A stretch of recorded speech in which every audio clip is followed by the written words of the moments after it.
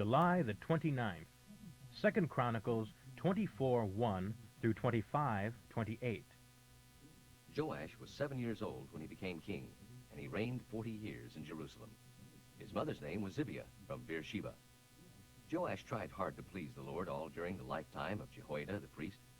Jehoiada arranged 2 marriages for him, and he had sons and daughters. Later on, Joash decided to repair and recondition the temple. He summoned the priests and Levites and gave them these instructions. Go to all the cities of Judah and collect offerings for the building fund so that we can maintain the temple in good repair. Get at it right away. Don't delay. But the Levites took their time, so the king called for Jehoiada, the high priest, and asked him, Why haven't you demanded that the Levites go out and collect the temple taxes from the cities of Judah and from Jerusalem? The tax law enacted by Moses, the servant of the Lord, must be enforced so that the temple can be repaired. The followers of wicked Athaliah had ravaged the temple, and everything dedicated to the worship of God had been removed to the temple of Baalim. So now the king instructed that a chest be made and set outside the temple gate. Then a proclamation was sent to all the cities of Judah and throughout Jerusalem, telling the people to bring to the Lord the tax that Moses, the servant of God, had assessed upon Israel. And all the leaders and the people were glad, and brought the money and placed it in the chest until it was full. Then the Levites carried the chest to the king's accounting office, where the recording secretary and the representative of the high priest counted the money, and took the chest back to the temple again. This went on day after day, and money continued to pour in. The king in Jehoiada gave the money to the building superintendents, who hired masons and carpenters to restore the temple, and to foundrymen who made articles of iron and brass. So the work went forward, and finally the temple was in much better condition than before.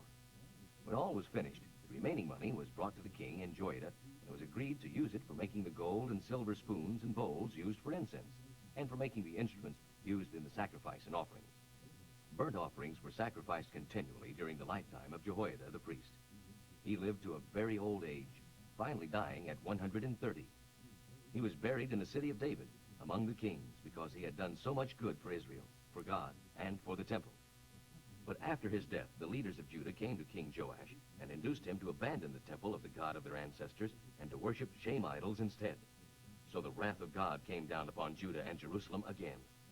God sent prophets to bring them back to the Lord, but the people wouldn't listen. Then the Spirit of God came upon Zechariah, Jehoiada's son. He called a meeting of all the people. Standing before them upon a platform, he said to them, God wants to know why you are disobeying his commandments. For when you do, everything you try fails. You have forsaken the Lord, and now he has forsaken you. Then the leaders plotted to kill Zechariah, and finally King Joash himself ordered him executed in the court of the temple.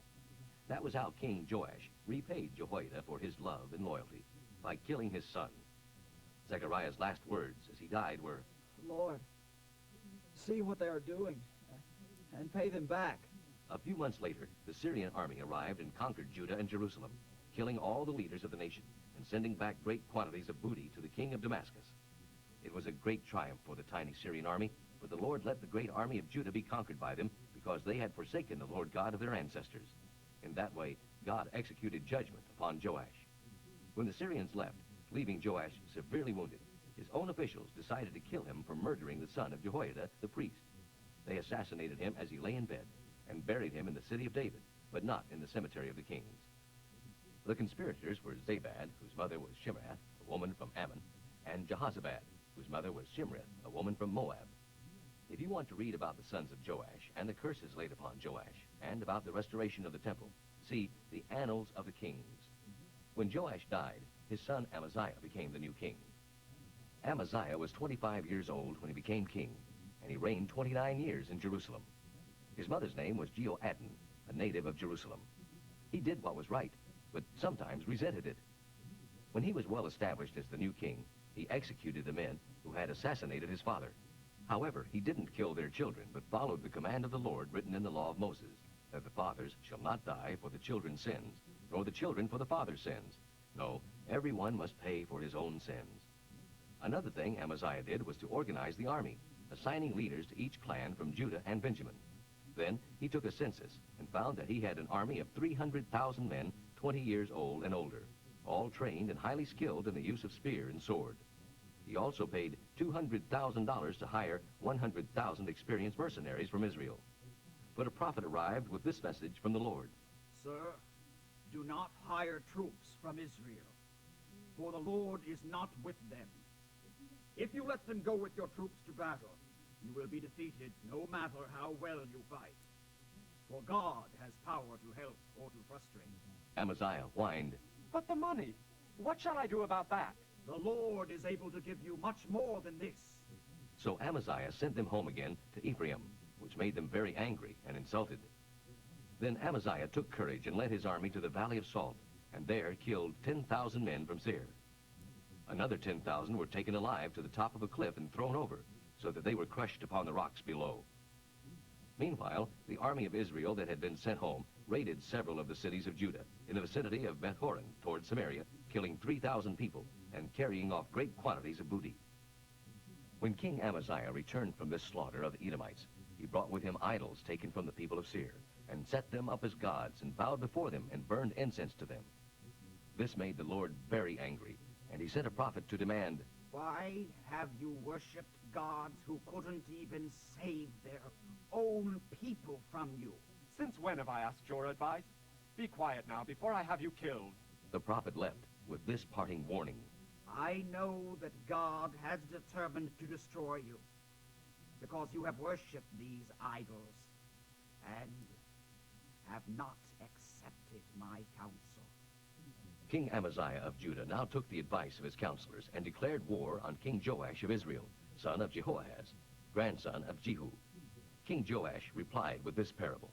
Out in the Lebanon mountains, a thistle demanded of a cedar tree, Give your daughter in marriage to my son. Just then, a wild animal came by and stepped on the thistle, crushing it. You were very proud about your conquest of Edom, but my advice is to stay home and don't meddle with me, lest you and all Judah get badly hurt. But Amaziah wouldn't listen, for God was arranging to destroy him for worshiping the gods of Edom.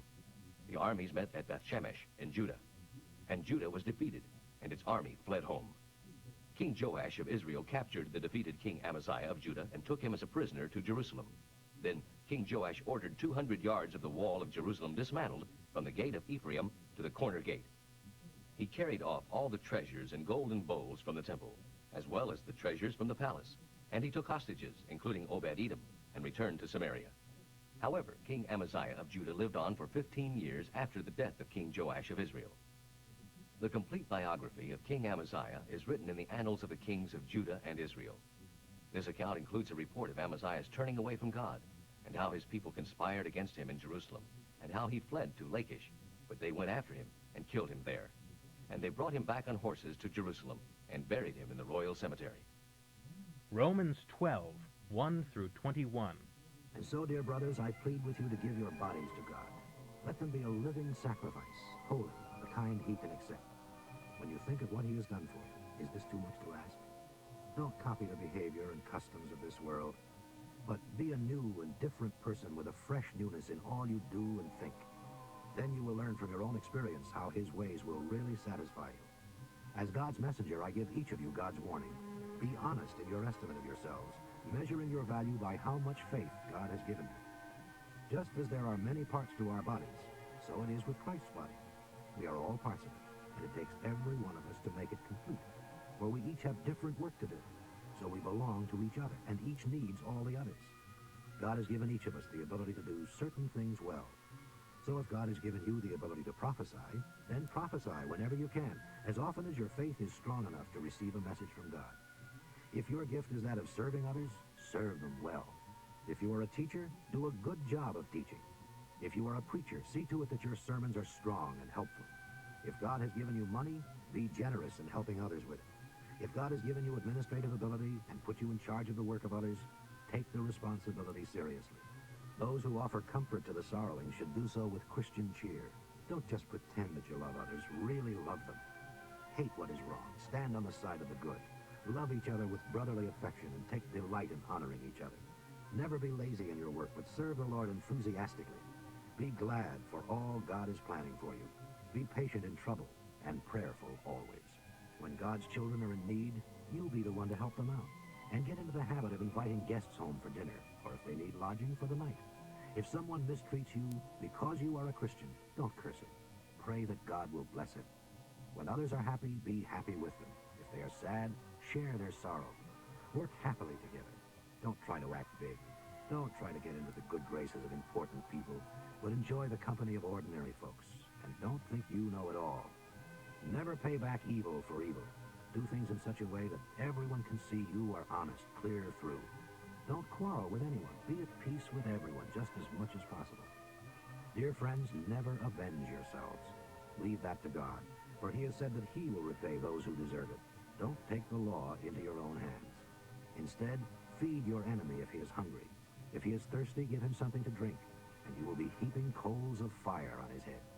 In other words, he will feel ashamed of himself for what he has done to you. Don't let evil get the upper hand, but conquer evil by doing good.